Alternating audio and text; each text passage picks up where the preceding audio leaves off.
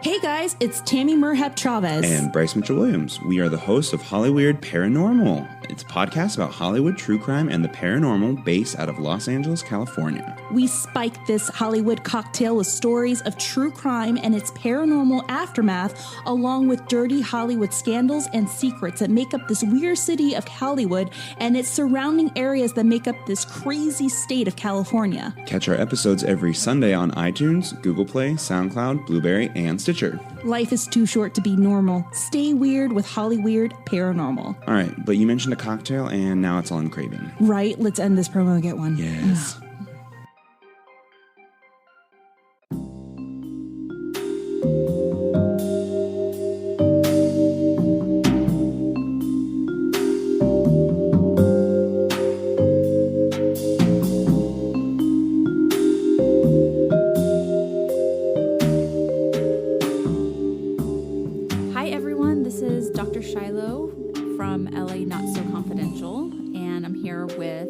Scott. Hi, folks. Hey, so we thought we'd do something fun this year, and this is our Emmy special. So we're going to talk about a couple of very specific shows, but there's... Right, we should say Emmy special, yeah. But we want to talk about the nominees that specifically relate to what LA Not So Confidential is about. Yeah, right? absolutely. Okay. I mean, there's so many great shows that are nominated that are kind of right up our alley. But first, I thought I'd ask you, Scott, what do you think of the Emmys? Do you love them? Do you get into them? I totally get into them. I am my former boss, Allison Jones, who's this amazing casting director from back in my casting days. I am her good luck charm. Every time she invites me as her +1 to the Emmys, she wins an Emmy. And every time she doesn't invite me, she doesn't win. So, did you get an invite this year? I did not. So, Allison, you're screwed. Not my fault. Oops. Yeah, but it's kind of an amazing ceremony. But we went to, there are so many awards that are given out that they have to spread it over 2 days or right. 2 evenings. And it's actually really cool. I mean, it's a great group of people, especially if you're going to the creative Emmys, which are more people like makeup and, the things you see the highlights of, but not right. the actual people that walk up on stage. And, people are in a really good mood and everybody's really happy. But there's a lot of Emmys handed out. Like... I can't believe the Emmys. categories. Yeah. I mean, it's like there's lot of statues. A category for commercials. Yeah. And oh, yeah. I didn't know that. Oh, there's also local Emmys. There's stuff for like, newscasts and people from all over the country get nominated. And there was like the funniest thing. I mean, this is completely dating me, but one of the big controversies about the Emmys, or for one particular actress, Susan Lucci from Days of Our Lives? No, she wasn't Days of Our Lives. She was in General Hospital. She was All My Children. All My Children. Okay, so the big joke was for years that she had never won an Emmy, and she hosted nominated every year, like, and so dozens of years. over and over again. So when she went back in the Mike Myers days of Saturday Night Live, she was a guest host, and they did a whole skit about everyone on the show having been nominated for an Emmy. Like, she walks into the makeup person's room and like there's 6 Emmys, and like they go into the NBC cafeteria and people are using Emmy statues as corn cob holders. Oh my God, that's hilarious.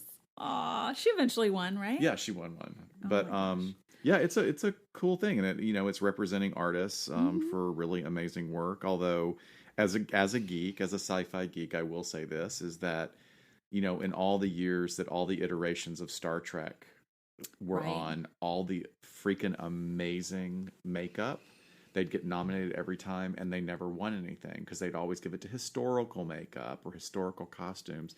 And this is just me pulling out my little geekazoid soapbox. It's kind of reflective of like, oh, that's not real entertainment. That's only a specific.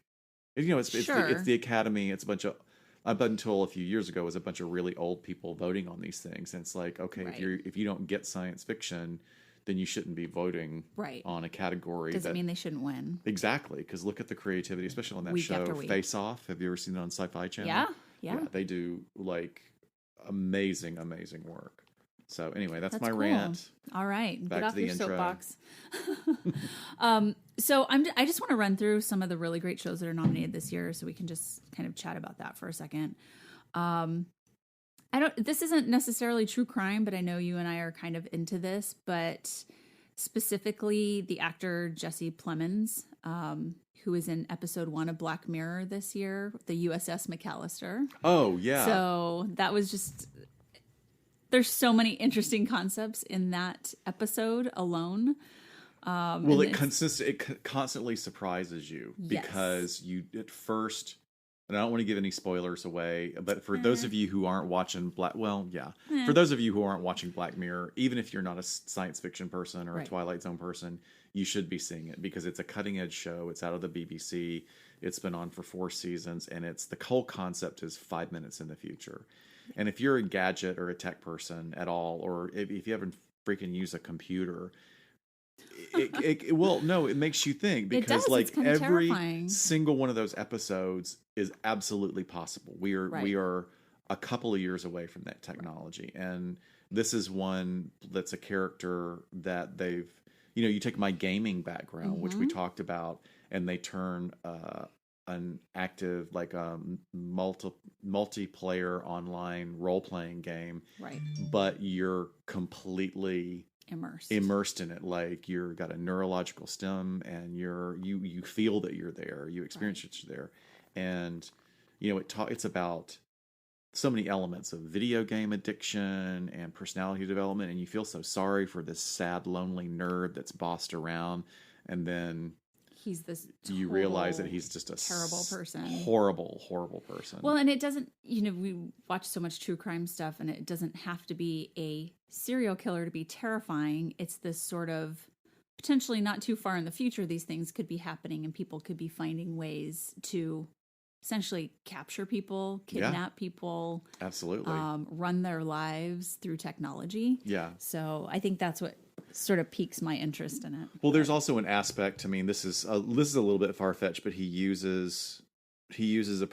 got a technology where they can use a person's DNA to recreate that person in a virtual world. So at the point where the DNA sample was taken, there's now a divergent reality of the person who lives in real space and the person who lives in the virtual world. And at that point, they diverge in memories and experience. But the idea, I mean, there's also a theory of rape. He basically rapes these men and women, takes their lives, creates them, uses them as slaves. Very sadistic. Yep. So it's covering a lot of themes. It and is. I think he should. I hope he wins. Yeah, we'll see. So Sarah Paulson was nominated for American Horror Story Cult, which we did an episode on in season 1. She can do anything. She can do absolutely no wrong. Edie Falco, of course, is nominated for the Law and Order true crime series of the Menendez murders. Oh, right. Leslie Abramson, right? That's who she played, the attorney. Yes. Jessica Biel's nominated for The Sinner, which we are hoping to still get to and cover in a future episode, discussing some of those issues. And we're going to probably throw a couple other things in there, a documentary we have our eye on. So, I mean, her performance was it's great. Outstanding. Sandra Oh is nominated for Killing Eve, which I have not seen. You haven't seen it yet? No. Oh my gosh. It was one of those that I heard about it, and I really like her. She's really amazingly talented. And I just, in the description of it, it seemed hokey. It's like that is a little bit of a ripoff of Hannibal. I mean, or, sort of staring too long into the abyss and you become influenced. And man, it's really worth seeing. It's got some amazing acting. For sure. Yeah. And then for another strong female lead, we have Cameron Britton from Mindhunter is nominated. Oh yeah. So those are basically the actors of note. And then, of course, Wild Wild Country is nominated for Outstanding Documentary.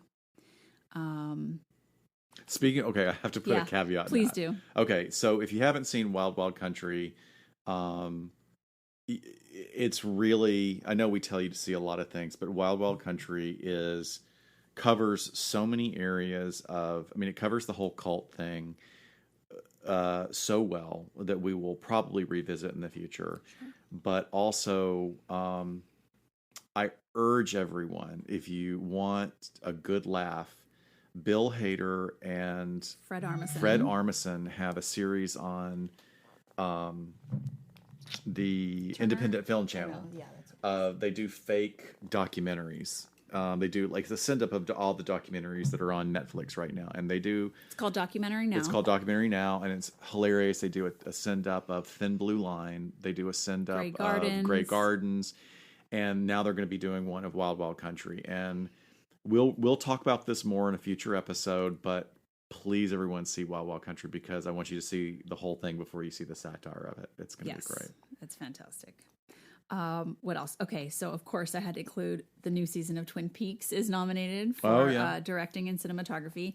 But why is Kyle MacLachlan not nominated? He played 3 different people this season.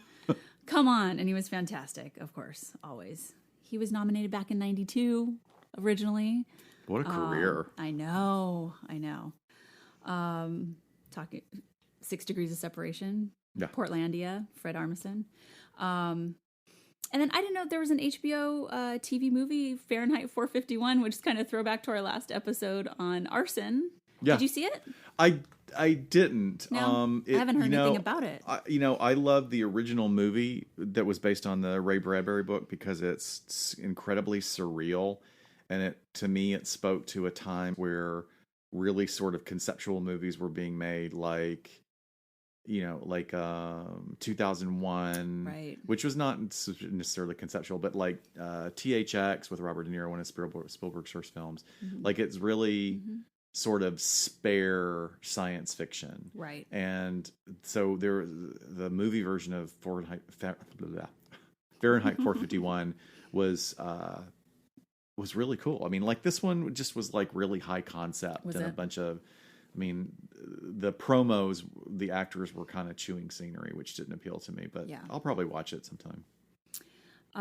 Okay, so the 2 that we are going to talk about today, we picked a true crime story as well as a fictional story. So we're going to look at the assassination of Gianni Versace, which is the second installment of the American Crime Story series. The first one was The People versus O.J. Simpson. So this is done by the same people, and it's the second series, I guess, season, if you will. So it is nominated for directing, outstanding limited series, outstanding cast, which I know this is your area, but as a layperson, this casting is just bananas. Yeah. It is so good. And just about everybody's nominated, which they should totally validates that. So Darren Criss, he plays Andrew Cunanan. I know and love him from Glee.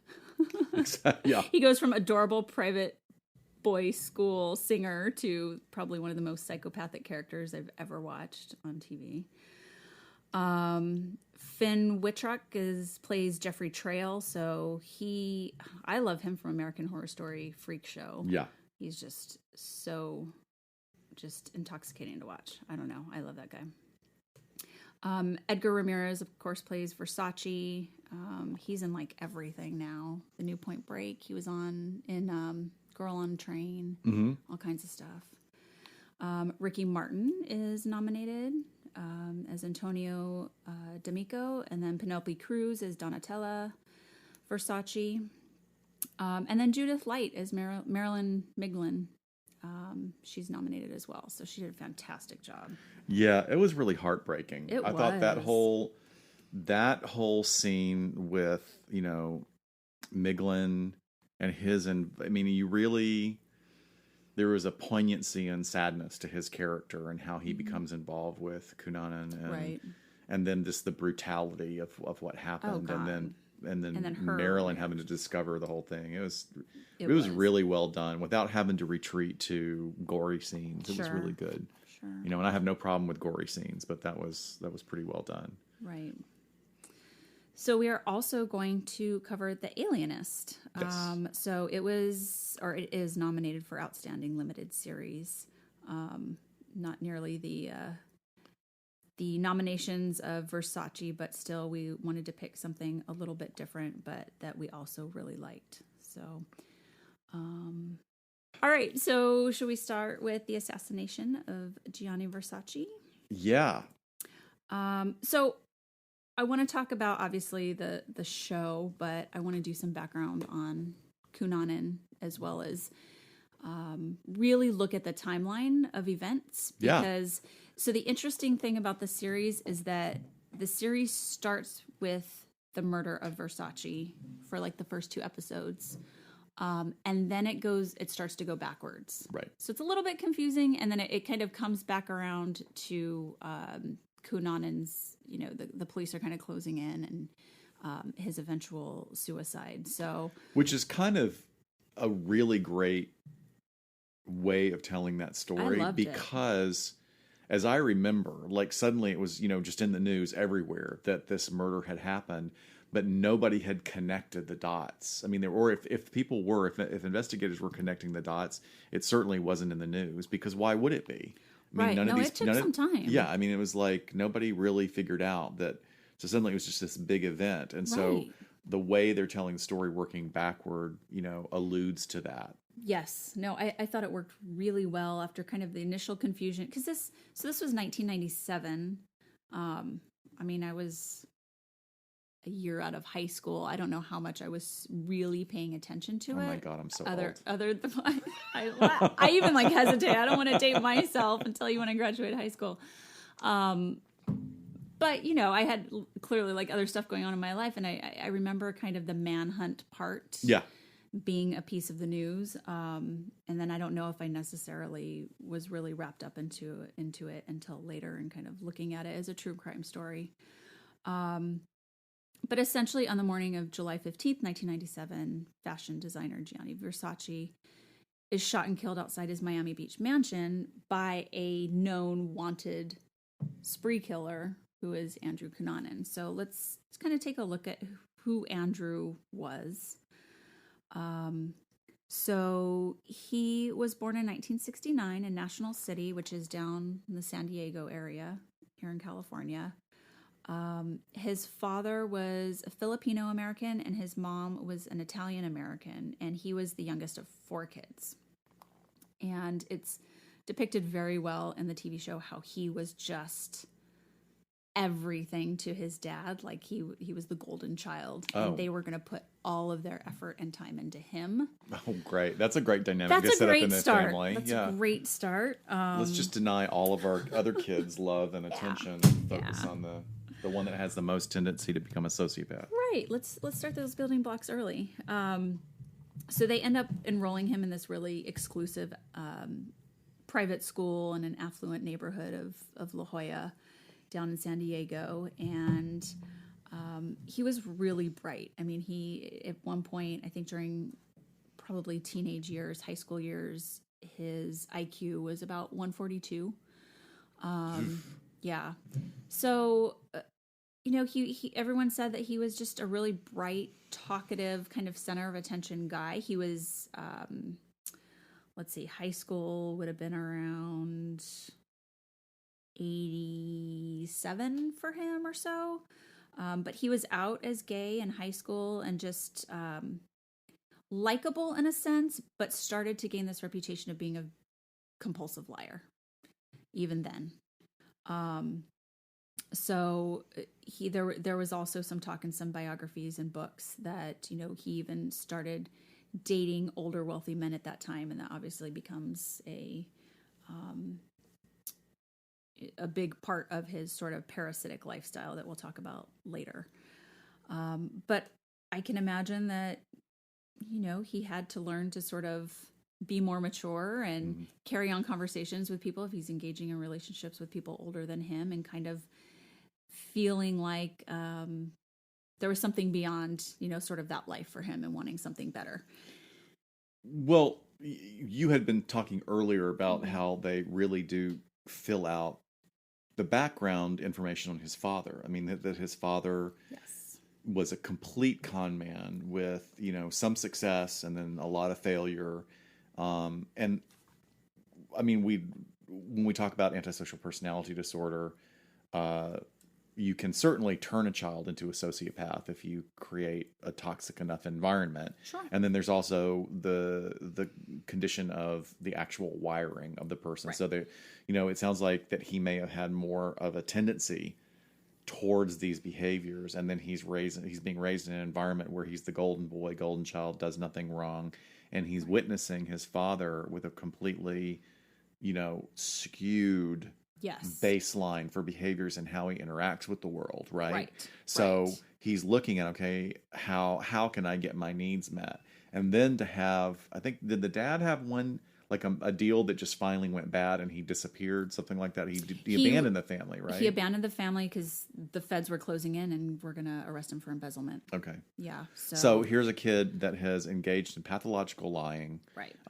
Creating this veneer of perfection, this veneer of success, Completely. and then the actual foundation for that veneer, the foundation for the fakeness of it, completely dissolves, and he's going to be even further motivated to recreate it and reinstate it by any means necessary. Oh, absolutely. It's shattered. He has to pick up those pieces and make it fit and make it work. And your choice of the word parasitic lifestyle is, I'm gonna start using that more often. Oh, yeah. I think that applies to a lot of people. It's a good one.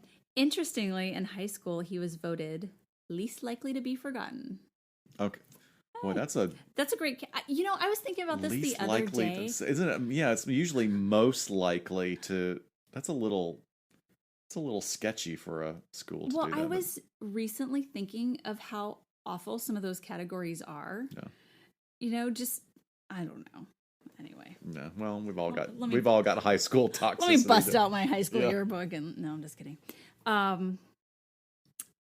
So in 88, when Cunanan was about 19, that's when his dad just deserted the family. He picked up, moved back to the Philippines, was in the wind, out of the country. So Cunanan and his mom lived together for a while. She's depicted as just batshit crazy in the show. Wow.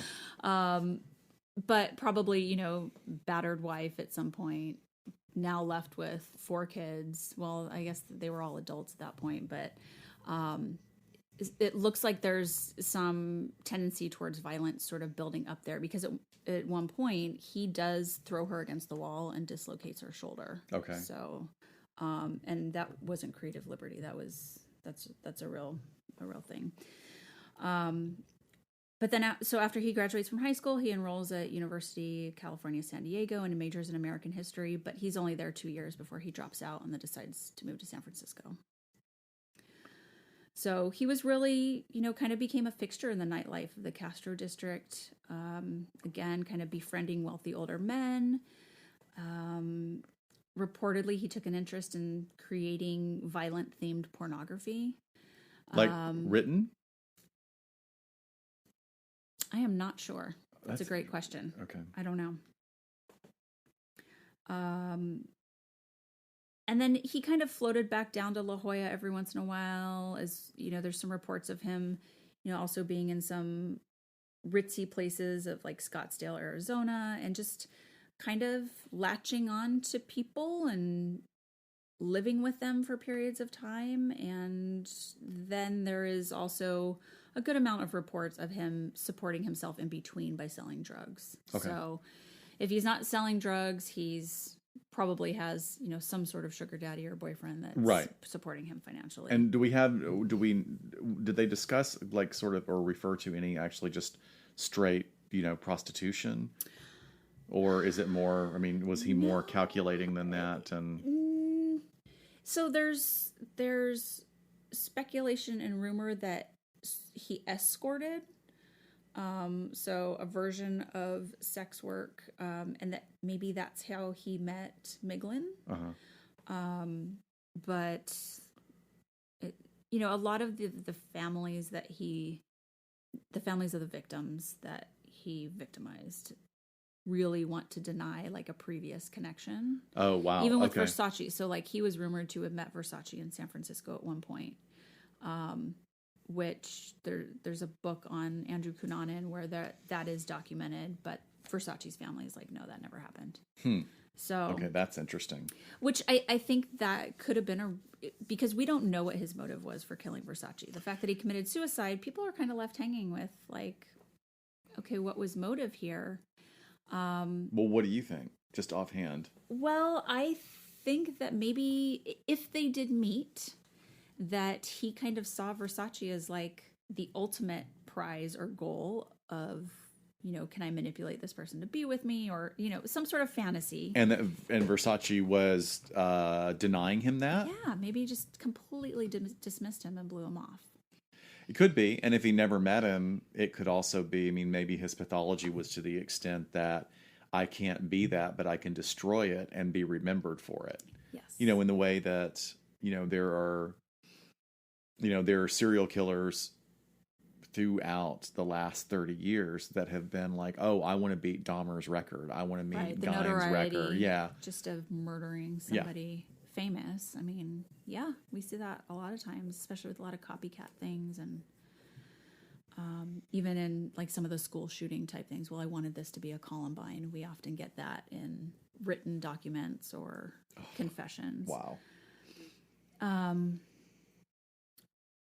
So yeah, he really had no specific job throughout adulthood, but he found a way to either fraudulently or by living off other people have really nice things and travel to nice places. And he was very well read, so he could talk about anything. And he would talk about these elaborate. He had a bunch of AKAs, and I think De Silva was one of the last names he used, and he would talk about his father being Italian and being in Italy, and he would be able to hold a conversation with someone and know them for a really long time about having traveled to these places and in certain fields. And also, the ability to, the benefit of being well read and making an effort to develop that ability to connect with people on that level makes him even more adept at inserting himself into older men's lives that may have been. It seems like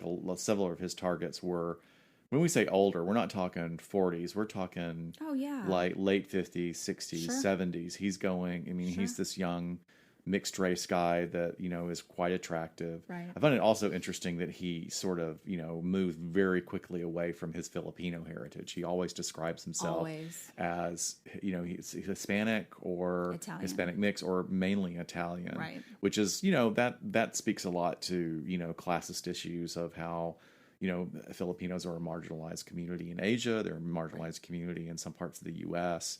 And it's also sort of, I don't want to be seen as that. I want to be seen as, trying to carry himself off as something else. Although De Silva is like that wasn't the greatest choice, right? No, it doesn't sound very Italian. Doesn't sound Italian at all. It could be a Filipino. But he could carry it off. If you look at his pictures, it's like you can't really, he's a handsome-ish guy, not as good look as Darren Criss. No. Usually, the Hollywood version is always like the better-looking version of the real person. But he was in shape and charming, apparently. Yeah. And so in 1996, so this is a year prior to, sort of the spree killing and, of course, the murder of Versace, he was with a man that was, a millionaire, I believe in the San Diego area, and he had finally put his foot down and really broken up with Andrew. So you have kind of this loss of this relationship, and now he's sort of transient again. And he's not going to go work at Dairy Queen, right? No, because that's not going to support his lifestyle. Exactly, way below him. So I want to kind of like weave in the victims here as far as like timeline. So 1995, he meets David Madsen. So to keep this in the timeline, David Madsen will end up being his second victim. Okay. So David's an architect and he is from Minneapolis, but they meet in a San Francisco bar when David's out here visiting. And they basically started up a relationship, but David moves back to Minneapolis and it's pretty, long distance and not super stable. But Madsen eventually decides to break up with him long distance, and what he told friends was that he really felt like Cunanan had a dark or shady side to him that he was just picking up on. Okay. So probably like catching him in lies, and he was figuring it out. And he wasn't lying to himself. Right. So in 1996, Cunanan what will be his first victim, a guy named Jeff Trail. He leaves San Diego. He was in the Navy originally and then got into some, construction or labor. He leaves San Diego and moves to Minneapolis.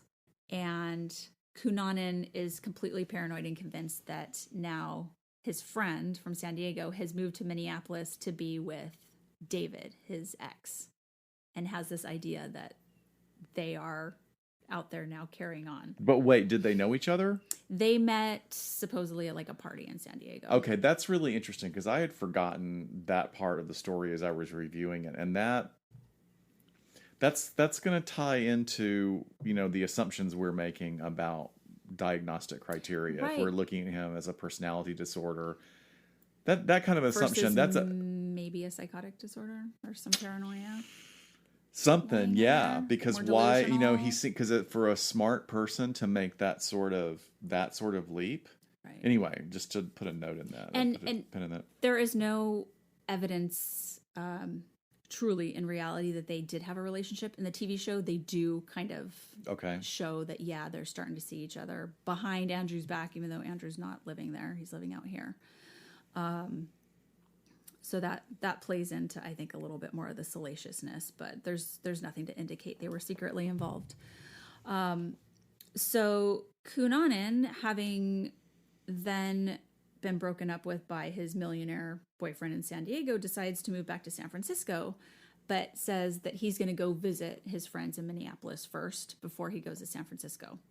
Only buys a one-way ticket to Minneapolis. So this fuels speculation that was these murders planned. He wanted to go out there to do that or start his spree, if you will. But essentially he goes out to Minneapolis in April of 1997, goes and stays with David. So David, successful architect, has his own place, goes to stay with him. And then Jeff comes over to visit because Andrew's in town. And a little bit before 10 o'clock that night, Andrew kills Jeff the second he walks in the door by bludgeoning him to death with a hammer. So this is the ex-Navy guy, been his friend in San Diego, and just bludgeons him to death in David's apartment. Wow. So there's speculation of whether or not, David was home while this happened, or if he came home after it happened. But then essentially Andrew holds David against his will and takes him on the run with him. So the police show up to this apartment. There's a dead body in there. They think David killed some guy and split at his apartment. And it takes a while to put pieces together of who even the dead person is and all of that. So, but at this point, Cunanan's on the run. He's holding his friend David hostage. And they take off and they're essentially driving around Minneapolis, Minnesota for a few days. And then at some point, and they're in David's Jeep, by the way. At some point, it's thought that David tries to escape, and so Andrew shoots him and kills him. Wow. So, and then from there, so now he has two victims. We have two different methods of murder, essentially. One really close up and very gruesome with this hammer, and then you have the firearm with this friend. So after that, he continues in David's Jeep. He drives to Chicago. They know that because they find it parked on the street with a parking ticket on it, like around April 30th, a citation. But he goes there, and May 4th, he kills Lee Miglin, who was this Chicago real estate mogul. He was in his 70s, you think? Yeah. Yeah. So this is, in the TV show, this would be Judith Light's husband. I was in an acting class in Chicago with their daughter. Oh, really? Yeah. Oh, yeah. They talk about in the she was show that absolutely, the son is an actor. And the daughter, I mean, I can't remember what she ended up doing. She was a really lovely person. This was all before that happened. So oh my God. it was, I remember my friend Dana calling and going, oh my God, they found Miglin's Murdered. body, and Oh. this was before any of the news had broken, and they figured it out. Do you have a connection to everything we talk about?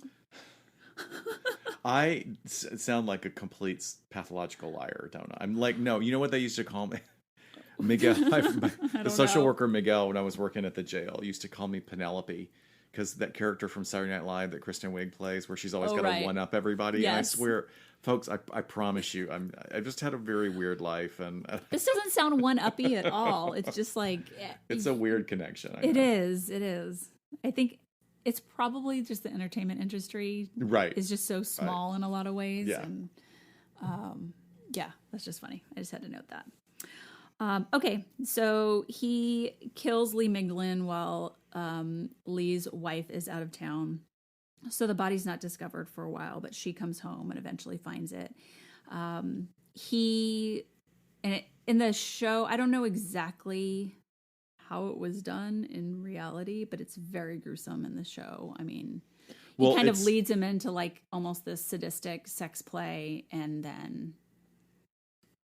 beats him pretty brutally. Yeah, and it also, I mean, this was a very wealthy family and very devoutly Catholic, if I believe, because they had a chapel in their home. Oh, yes. And that plays very much into it. I mean, there's really one of the things that I think is portrayed so well in this particular production is just like the pathos of like a closeted male who has lived this, false life. And who knows, Marilyn may have known about some aspect of it. It's implied that she kind of knows something's going on because there's sort of this hesitation. Is like, don't you want to come on this trip with me? I'm going to be out of town. And he's like, no, I'm going to stay here. And, he's got, I mean, and we don't know. I mean, this is sort of tertiary narrative telling. So we're 3 steps out from, if not more, from what actually happened. So we'll never know. But, it was sad, the idea that this guy is trying to grasp something, some sort of meaning or expression of his sexuality, and gets caught up with this guy. Yeah, gets caught up with a complete sociopath. Right. No, it is. I mean, in the show, she's depicted as, being this very strong businesswoman that's trying to hold it together for not only his business, but her own like beauty line, and perfume line and business. And knowing that she has to still like have a life after this and doesn't want any of that to come out. Yeah. And that, just completely denied it. So denied that there was some sort of previous relationship or that her husband was involved in any of that. But yes, it is speculated that they might have met like through an escort service. So he was familiar with him. There's no forced entry. There's no like crime of opportunity, sort of burglary or anything like that indicated. So, so Cunanan steals Miglin's car, heads for New York. At this point, I don't think the pieces are put together really yet. Why would the heck would they connect this murder in Chicago to these 2 guys in Minneapolis? The car phone was activated somewhere in New Jersey. So he's just like driving around, basically before he goes back or goes down to Florida. Well, even with the dramatization of it, okay, he's on the run, and it seems to be following a pattern of, that sort of on the run mentality of criminals that, however well they were organized and contained, he has to come. This is a person who was able to, for a distinct period of time, was able to contain his impulses, because you have to be able to contain your impulses in order to con people, right? Sure. So suddenly we see this unraveling. Absolutely. And to the point where he is now disinhibited and willing to engage in these violent behaviors, and now not really even thinking things through, like. And maybe now I'm making an assumption, because maybe 20 years ago, if I had stolen a car with a car phone in it, would I really think that somebody would be able to track me in it? Probably not. Yeah, who knows? But even so, it was a 1997 car phone, so right, exactly. It's not like it is today. Yeah, so I mean that part I'm maybe speculating a little bit on, but you do see this sort of unraveling and wondering. I mean, this takes me back to working reading the research and having taken a couple of trainings with Kevin Cameron out of Canada, the threat assessment, Canadian Threat Assessment Bureau. And one of the things he says is that no one ever snaps. Right. There is no snapping because the pathway to violence is an evolutionary process. Yep. There's always steps, there's always gradations, and then there's something that's a triggering event that pushes people over into this level of action, and we'll never know. No. Unless somebody comes forward at some point with more information, we're never going to know. Sure. So he's on the run. There is this depiction of just a lot of paranoia and, kind of, I think he sees helicopters or planes and kind of throws the phone out the window and thinks he's being tracked. So he does eventually switch license plates and comes upon this cemetery worker who has a red truck and kills this guy for his car. Wow. So, talk about desperation and really the unraveling. So he drives through South Carolina. So he's definitely on his way south. And then finally into Florida, gets another set of license plates, puts it on the stolen truck he's in.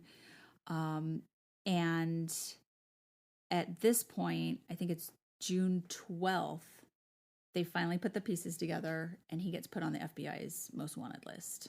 So he's on a radar nationally, but it's who knows where this guy is at. Which means people are talking. Right. Right. And that's something that's not really fleshed out so much in the series is they had to be getting that information from the bars, okay, oh yeah, there was a new face in town that was working the older male patrons, that kind of thing. I think eventually when they found David's Jeep in Chicago, probably near Miglin's house. Okay. It's okay, we got these two dead guys. Got a dead guy here. Okay, this is probably now we're putting the pattern together. Yeah. But he lives in Miami for a month, even before the Versace murder. Wow. So he's in Miami. He's hiding out. He's getting the lay of the land too, right? I mean, if there's any kind of planning going on, he's scoping. He for whatever reason, that feels like a place he can hunker down for a while, maybe kind of disappear into the scene down there. Right. It's shown in the show that he's in this shitty little motel and doing drugs as well as selling drugs and just really in bad condition.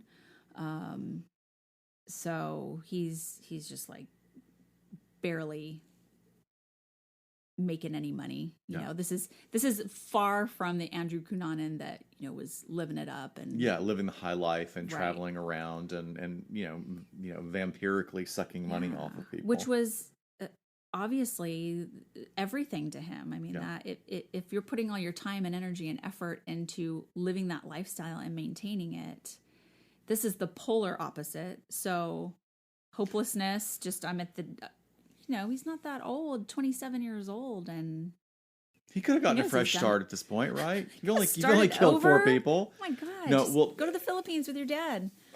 Well, also the idea, going, if we're going to look at it clinically, that the idea that from an identity development perspective, that he had really built this, continue to maintain this veneer of success, reaching towards something that was never actually real in his family. So rather than doing something real to create an actual sense of mastery in the world, he is building on his father's experience and conning people. And so now, you can't help but think from a clinical perspective that this degraded state he finds himself in, selling drugs, cheap motel, he doesn't have access to the clothes, to the level of money that he used to. He's going to get desperate. Yes. Because even a sociopath has a sense of self, right? Sure. They're a monster, but they have a sense of self. So now he can't even keep up the veneer of his previous success. Right. Yeah. So, so on June 12th is when he's added to the most wanted list, and he is there for a while in Miami, but I'm sorry, he wasn't. He was there for a month before the Versace murder, but he was put on the list on June 12th. July 15th, so yeah, about a month later, he approaches Versace, who was returning to his mansion just after his morning walk, shoots him twice in the head, and Versace's pronounced dead at the hospital a short while later. I mean, I'm sure that he was deceased there on scene, but so it takes about 8 days. He's on the run. The truck is parked somewhere. They figure out that it's been there a long time, that it's got stolen plates on it. And he ends up breaking into a houseboat and hiding out there, a houseboat that was unoccupied at the time. And in the show, it's very dramatic. You know, the SWAT team's setting up and there's helicopters and they're calling him out. And it's very much that like closing in feeling. But even though the cops were actively looking for him and closing in on him, I think it was more psychological because it's not as if they were just outside the door when he ended up killing himself. So someone, I think a maintenance worker or someone actually ended up calling into the cops that he heard a gunshot. Right. That's what I remember. So, and then there was a bunch of media coverage with the helicopter surrounding it and they weren't sure he was dead. Right. Right. Yeah, there's tons of, crime scene photos and just it was a huge media spectacle. So you can go online and look at just, them bringing the body out and, all of that. But yeah, again, with him killing himself and, he's the boy who cried wolf. No one really knows what to believe of what he ever said. So figuring out motive, especially for the Versace murder, is really tough. I think we can speculate with his friend that he took hostage. If he was really in love with that guy and he's sort of the one that got away and then there's this jealousy with this other guy, okay, you can see that like crime of passion. Well, possibly. No, but it's not so far off. But let's put it in the framework of someone with antisocial personality disorder or in that whole cluster, that cluster B spectrum, which has all been lumped together because now it's new DSM. But like if we're talking about that old stuff, the idea of that he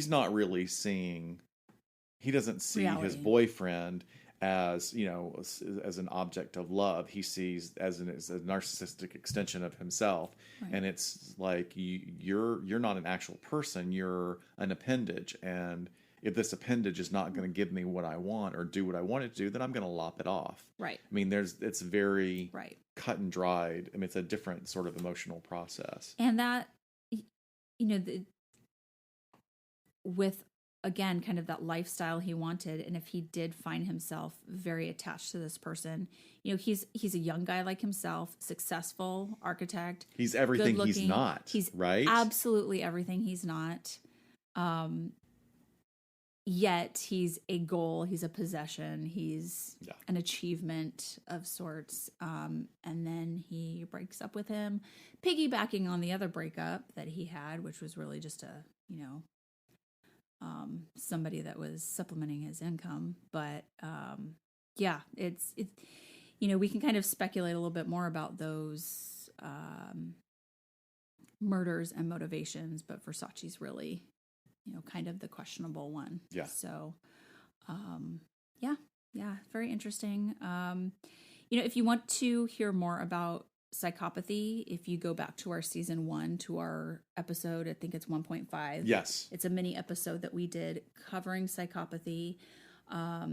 He just looking over the items on the checklist on the assessment for which we assess psychopathy. I mean, he hits just about everything without me having like a chart and a file in front of me. I mean, I don't know necessarily about, some juvenile delinquency and things like that, but the hallmarks are just the parasitic lifestyle, which sometimes you see it's not as obvious as this, but clearly that was a hallmark, as well as the pathological lying. But I mean, the superficial charm, the grandiose sense of self-worth, and shallow.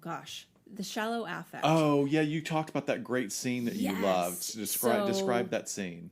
And this is like episode 1 or 2, but this is right after he kills Versace, and he's still in Miami, kind of hiding out, and it's just kind of broke on the news, right? So he dips into, I think it's another little hotel on the strip there, and everyone there is staring at the news and watching it, and he's kind of standing behind this woman, and the angle is so great because the camera shot is like you're standing in front of the woman, so you can see him behind her, and she's just horrified looking at the screen, and she lifts her hand up to her mouth to cover it because she's just Like so horrified. Just shock, eyes wide.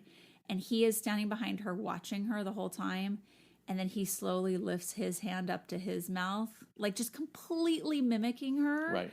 Like, oh, this is what everyone's doing and what I should be doing. And it was the way Darren Criss played this wasn't like, oh, I need to blend in, so I'm going to do what other people are doing. It's like, oh, I need to try and mimic this emotion. And it was so good. Which is subtle, but that's a distinct difference there, right? He's not trying to blend in. He's like, oh, this is the way I should be reacting in order not to stand out. Yes. Or it was almost like to me, it had a lizard-like quality. Oh, completely. like reptilian. Yes. You know?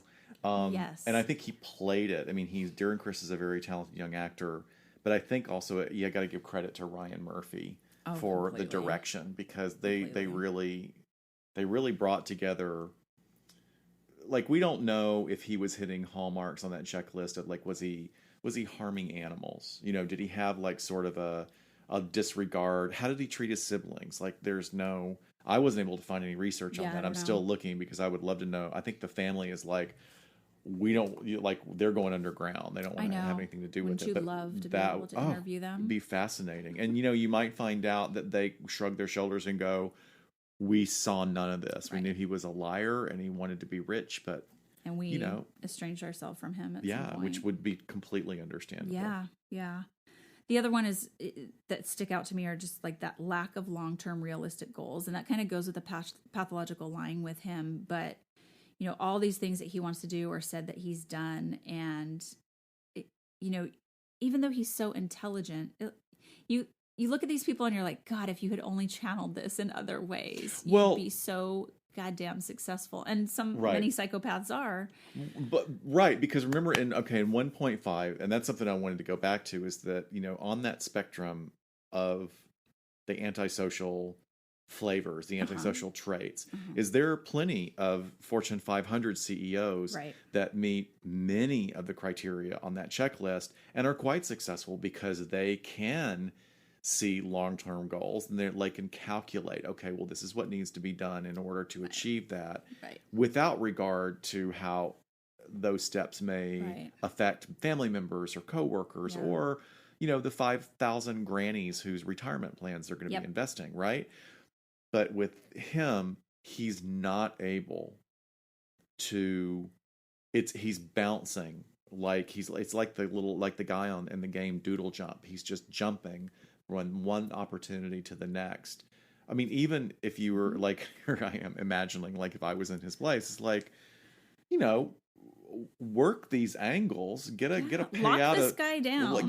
Get 25,000 off this guy, 25,000 off this. It's like lay your groundwork and then invest it wisely, and you're set. Live your life. Here we are practicing to be sociopaths. Read "Snakes in Suits" by Robert Hare, and that's his version that talks less about still criminal, but the way it's. Psychopathy is channeled into like CEOs and politicians and things like that. And the other book I like too, just to mention that we've talked about before, is Martha Stout, who did The Sociopath Next Door. Right. And she talks about the more manipulative behaviors that ASPD individuals have because of their lack of the ability to experience emotion on the full spectrum. What they do get great pleasure out of is manipulation in a cat and mouse type scenario. And she gives some really great feedback on that. Yeah. I really enjoyed this series. I thought it was beautiful, and just done really well, and all the actors were just fantastic. So I hope they all win. Yeah. Cool. All right, shall we talk about the Alienist? Yeah, so I've got a little backstory on this that I think is really great. And so the Alienist, which most of you are probably somewhat familiar with, is a series, a one-season series based on a Caleb Carr novel from, I believe, 1994. And Caleb Carr is a really, I wouldn't say famous author, but he's well known and he's extremely talented. He's actually turned this particular novel and the character into a series. He's done a couple of more books about that person. But one of the things that's really great, and I feel, well, let me be upfront about it. Like, I think that there are certain aspects of the TV miniseries version of this novel that are really, really excellent. Mm-hmm. However, you know, I fell in love with the book over 20 years ago, and it was so good.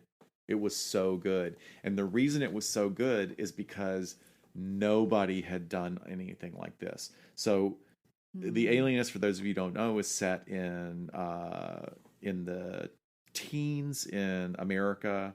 You know, it's at a particular point in history which is really fascinating. It's like, well, it's not even the teens. It's 1896, and it takes place in New York society. And they actually even fold in some real historical people like Teddy Roosevelt and J.P. Morgan. Uh-huh. And what it does is it follows this story taken at a time when Theodore Roosevelt was the new police commissioner of New York City.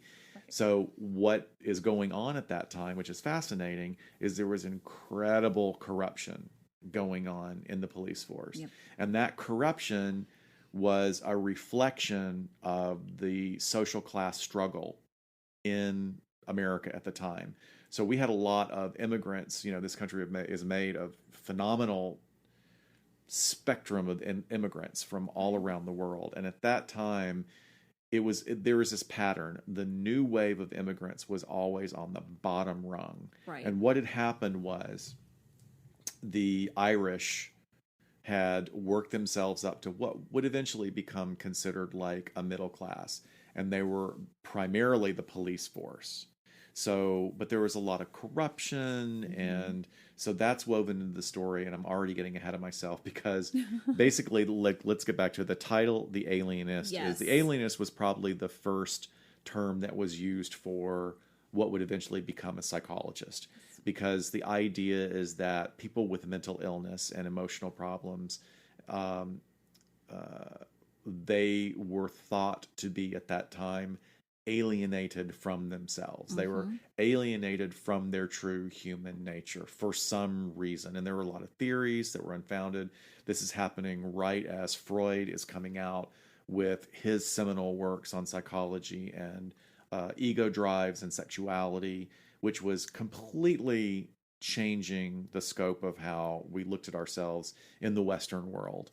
So this book, going back to my first point of why I felt like I got to read this at a very special time, is this is before CSI. This is before Law and Order, criminal procedure. I mean, it was starting, but it wasn't. Sure. I mean, God knows. Profiling. Law and Order's been on for how long? 30 years. But profiling and we have kind of that hype around all that, right? The deep interest in and the way. So the story is that there is a serial killer in New York that is targeting a specific victim, which is really heartbreaking.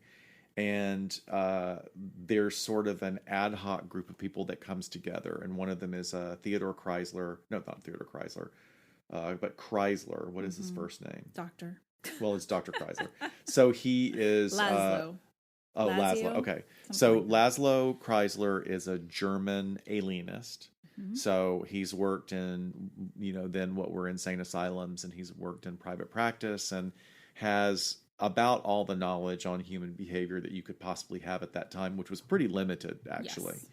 And what he does is he hooks up with a man who is comes from money and is bored but is also a fantastic artist, and he does a lot of drawings for newspapers and magazines, right. and he becomes a forensic artist. Right. So one of the first times, this is long before that idea was used in identifying, using witnesses to like, well, let's describe the person and get a picture of the person. This was the nascence of that. Well, and from, sort of this time period on into like the 20s, 30s, 40s, journalists are a big part of crime and crime scenes, and they're always there. They're getting the drop on a crime scene before the cops are. Right. Not like today at all. Right. I mean, like not like today at all. They kind of incorporate him to be at a crime scene isn't weird necessarily, Right. even if they weren't letting the alienist there. Right. So, but that was the way the alienist could get in, as he would tell him, go and make sure you look at this. Tell me everything Right. about the scene. So then they also have one of the first female employees of the New York City Police Department, and she was in a secretarial position, played by Dakota Fanning. Is it Dakota? It's not Elle. No, it's not Elle. It's good old Dakota. Wow, she's great. Yes, she is. She is just like a really strong, proto-feminist, and certainly so smart that she's an intellectual equal of anybody in the show, which is great. But once again, this is a particular period of time where women were absolutely seen as second-class citizens. I mean, we're not even... The suffrage movement isn't barely even being talked about at this time. Oh, yeah. So... and shoulders for days. Oh, my gosh. She wears... What are those called? Leg of mutton sleeves. Yeah. I mean, they've got her cranked into a corset. It's had to be so uncomfortable. But anyway, so it's basically this sort of forensic team that comes together. They have two really fascinating characters, two Jewish brothers who have been put on the police force in order to diversify the police force because there's so much corruption within the existing Irish population. And these two guys are on the cutting edge. And then the way it's described in the book is so cool because they're talking about this brand new technology, which is fingerprints. Oh my gosh! And just the idea that like we just take that for granted now. Yeah. So, but anyway, are they medical doctors? They're kind of introduced as like medical examiners. Yeah, they're medical examiners because they certainly have knowledge on anatomy, and they start dissecting the victims. And the really twist on this, the violent, gory twist on this, is that all the victims are young boys who are adolescent and pre-adolescent, low income, working as prostitutes in a boy brothel. And at that time, and they're, it's pretty disturbing to look at because these young boys are dressed as young women. Right. So they go and they, they're getting the population of pedophiles, and there were no laws at that time. I mean, they had brothel laws, but nobody followed them because there was graft and corruption within the police department. So I highly recommend. If they dress up as girls, it's okay. They were lower than low. So it's like these were, in some ways, the Irish looked at it. I mean, not the Irish. Sorry, the cops looked at it as like, well, they're victims of crimes. This is the trash of society. Right. Why do we care that somebody was gutted, eyes gouged out, and their genitals removed? Sure. And I think a right hand was removed as well. Yeah. So they start putting the clues together, and I don't want to give away too many spoilers. I highly recommend reading the book because I think it's great. Yeah, I think I'm going to read it. But then to talk about the series, visually, it's incredibly stunning. It's so good. I mean, it is. You see the juxtaposition between the class structures and the people who were absolutely incredibly wealthy, and the dirt poor people. That we forget that people were so poor. These kids living,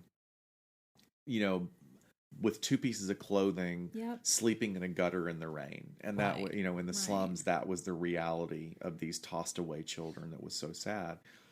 And you see the dirt and the grit and who has money and who doesn't. I'm so drawn to shows in this time period because it's like, if I could smell this show, it would smell horrific. Well, did I talk about that before? Because that's a really great anthropological study. I read an article years ago. No. Yeah, it fascinated me because an anthropologist was giving a lecture and he was talking about if you plucked someone from medieval times in Europe and you brought them forward in time 700 years, they would freak out by the overstimulation of sound and light. Sure. Because they lived in a time where if you were, I mean, even if you were royalty, it's like, still the only, there was limited light at night, there was candlelight. the sound. If music was not available to everyone, it was, the chatter of life died down at the end of every day. And this would be so much stimulation for him. And then he did the reverse. And he said, if you took someone from today's time and took them back 700 years, that we would be assaulted by the smell. Assaulted is just a great absolutely way to put it. assaulted and overwhelmed by the poor hygiene. Because we had wonderful hygiene in certain communities, like the Asian communities, throughout history, in the Roman communities. But then once we had sort of the christening of Western Europe, they rebelled against everything that those vulgar, horrible Romans stood for, including hygiene practices. So bathing became not the thing is to stand against. I mean, if you're going to pick one. Yeah, seriously. But anyway. I just love, I don't know, I just kind of drawn to that, like Penny Dreadful and Taboo. Oh, God, I love Dreadful. those. Yeah. But then I don't want to dress in those clothes. So, either. well, I'll go back if Even if you're rich. If I could have a stick of deodorant, some toothpaste, and what else would I take? Chapstick. Oh, and I'd have to have mentholatum to put under my nostrils like they do in CSI, so I wouldn't have to smell everybody else. Those would be our... Those are my survival things. Yeah, what do they call them in the show Survivor? Your luxury items. Your luxury items, right. You can bring one thing. Right. Mentholatum. Chapstick. But, so the series looks wonderful. I think the actors, for the most part, are phenomenal. Dakota Fanning is great and has all these layers. There's a Native American maidservant to he's Chrysler. So good. No, it's a woman. Oh, okay. You're thinking about the other. The African American guy is fantastic. The young orphan boy is great, and Luke Evans. I mean, Gaston. Dude, I mean that guy. I mean, know. come on. I mean, I look at him and that's boyfriend material of way beyond my reach. So I'm not even fantasizing about that. Same. I'm just thinking oh, I kind of want to be you because he's cool. Yeah. He's cool without being. I mean, there's something about him, and he's British, but he has the most perfect turn of the century accent. There's something about the quality of his voice. And even he's paying this sex worker to be romantic with him, and you're oh, poor guy, instead of being grossed out by it. Yeah, well, that's a story of him. He has a backstory of losing a wife. I think he lost her to tuberculosis, so he relives this scene over and over, the engagement. Aww. And then for I'm doing air quotes, the girlfriend experience with the prostitute. Yes. But one of the problems I have with the series, it's great. I mean, it looks great. The actors are great. The problem is that the book is pretty tight, and trying to stretch it over a multi-episode. I mean, it would have been impossible to get it all in a movie unless it becomes an action movie. Okay. So you couldn't have gotten the nuance, but stretching it out over the number of episodes they do, it seems like they're just, kind of making filler. Yeah. There is a season 2 in production. There is? Oh, well, it's probably based on, I think is it Angel of Death or Angel of Darkness is the sequel to this book. So they're probably doing Angel of Darkness, yeah. But I think also this is the thing to me that's the weak link in all of it, is Daniel Bruhl. And Daniel Bruhl is a German actor who was in Inglourious Bastards. He's German and everything. Yeah. He's the German guy. And I'm not gonna say whether or not he's a good actor, because I can't judge his talent because he just annoys me. Do you feel like he plays the same person in everything? No, I mean, I think in Inglourious Bastards, I thought he was fantastic because he does this thing where he's this sort of uber master race. He's like the Yeah. Nazi perfection, like Kind of with a little this. celebrity. And he's a celebrity and he's likable and charming. And then you see him in the scene with the character Shoshana, and he just Yes. turns into your most vicious nightmare of a Nazi. Right. And that I thought was really amazing. I don't know what he's doing with his character. It's just this very weird, stilted voice. And it's a little high Yeah. with the German accent.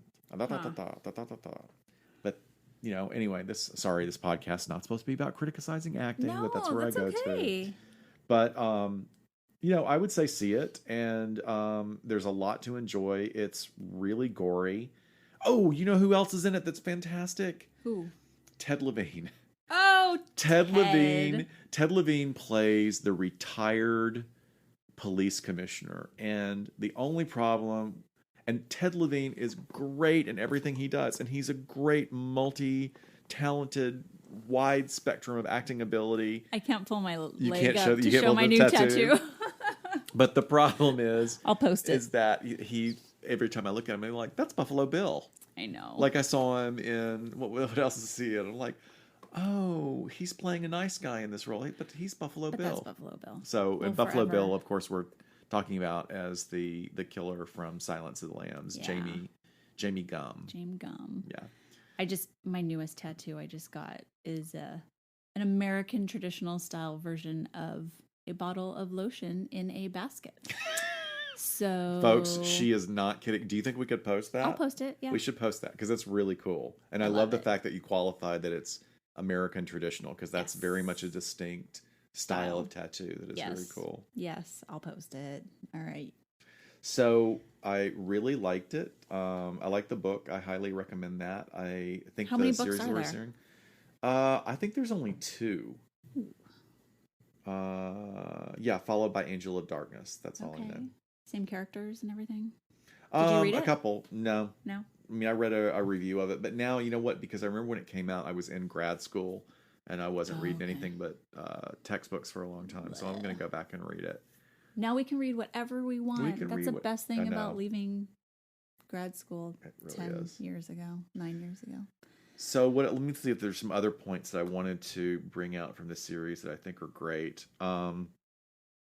There was another thing that was really cool. The Isaacson brothers, that are the 2 Jewish police officers, what are seen as sophisticated methods of investigation. You know, we talked about fingerprinting, but there's also another thing that was being developed, which we take for granted now, called the Bertillon. Bertillon system. And the Bertillon system was like, hey, you know, we're arresting all these people and we're looking at suspects.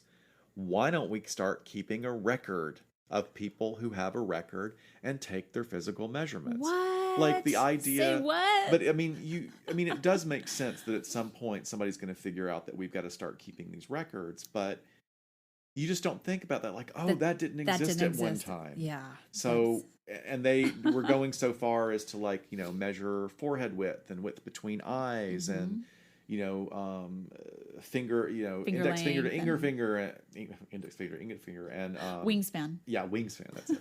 And height. I mean, those things were Oh my very, gosh. very That's important. really insane to think about. I'm at a conference this week and just sat through a presentation on DNA. Oh wow. You know, you think like, okay, technology is pretty great, and with, you know, discovering Golden State Killer through this familial DNA and knowing that there's not just DNA from body fluids, but touch DNA and all this stuff, it would blow your mind if you knew it was out there. Like, just don't do a crime because Well, even I was sitting there going, what? yeah. Like, there are companies now that will take DNA and put together a composite sketch of what you look like. I'm sorry, that's sorcery. That is It's sorcery. I do computer-generated. not understand that. That It freaks is- me out. So interesting. And for a topic that I thought was going to be dry, given by, you know, a forensic scientist, just, it was fantastic, and it's frightening, and not frightening in a bad way, but just Well, let's talk about it. It should be frightening. Well, let's talk about it being frightening in criminals. a bad way. Since we're talking about entertainment examples, one of them would be Gattaca. Gattaca was an amazing movie, but the whole idea that, just 20 years in the future, that people they're having, all of the DNA tweaked. Yeah. So that you're only getting like these, perfect people. And what inevitably happens is all the perfect people with the perfect DNA get the best jobs, and the people that are, sort of born through regular means end up being janitors. Regular means. Yeah. Yeah. I saw a recorded interview with a serial killer today, and he was confessing to a crime that had happened years before he was caught. And he's like, man, I'm not scared of the investigators. I'm scared of the forensic guy. I'm scared that that's the guy that's going to end up having you all knock on my door one day. And he's like, I don't know what you're going to develop decades from now. Okay, so Really I know you and I have never talked about this, but here's something that's even more freaky, because I used this in an episode of Investigation Discovery. Have you ever heard of a chimera? Do you know about chimera? No. Okay, so the name comes from Greek and Roman mythology, that a chimera was a type of monster, and I can't remember which myth it was. But tiger. It was a weird combination. Even for mythology, it was a bizarre beast. And I will never know, but the idea of figuring out where it came from. But it was like the body of a lion with a snake's tail, and I believe eagle's talons, and a goat's head coming out of the back. Okay. So it was like this mishmash. weird. So anyway, we've adapted that term in the last 30 years to represent the DNA research, where they actually say, when we do recombinant DNA from two different species, we're going to call it a chimera. Interesting. Okay. So building on that, it's possible for a woman to have children that have very confusing DNA, like when you have like parent tests to verify DNA, there's a chance that that's not actually 100% accurate, because there are times when a woman can have a child that only expresses one set of DNA, and it'll be one set of DNA and then pulling from her maternal lineage instead of, even though the guy provided the sperm and the fertilization, his DNA doesn't show up in it. Yeah, it's fascinating, and I'm probably getting something wrong. So I'm just getting. We had a glass of wine before we started this, so I just sat through a 2-hour lecture on DNA, and they said nothing about that today. It's very, very rare. But I did learn that the Y chromosome, which is the male chromosome, right? Only males have it, has the least amount of information on it. It is the most useless, smallest chromosome. There you go. Of human. And God, it's also degrading. Did they talk about that's degrading from an evolutionary standpoint? There's a book. It's called Adam's Curse. Yeah. And it's written by a scientist, and it's all about how the future's female. There may not be men out there one day. We learned that in Jurassic Park. That's right. Nature will find a way. That's a great note to end on. Okay. So we really want to encourage you guys, if you are liking what you're listening to so far in season 2, go back and listen to season 1 if you haven't. Please. But also it would really help out if you would subscribe on iTunes. We're also on Google Play and Stitcher. It just helps out a lot, especially, indie podcasts like us. And we want to interact with you guys. So so please consider going to iTunes and giving us a rating. Give us a rating. Yeah, Leave give a review. give the rating that you feel is appropriate. If you feel it's only worth 4.5 stars rather than 5, then by all means. And I will read the reviews, because Scott's very sensitive on some of that. I know. I have to curl up in a corner and cry. I'll read it. So on Instagram, we are at LA Not So Podcast, and Twitter, we're LA Not So Pod. But please reach out, and we'd love to interact with you guys that way. The other thing is that we are going to do an upcoming episode live. We'll tell you about the schedule, and we're going to video it. So we will be recording the podcast, but we'll also be live streaming it on our Facebook page. So please come and follow us on Facebook. Join in the discussion. Send us ideas for the show, and we're going to see you next time on LA Not So Confidential. Bye, guys.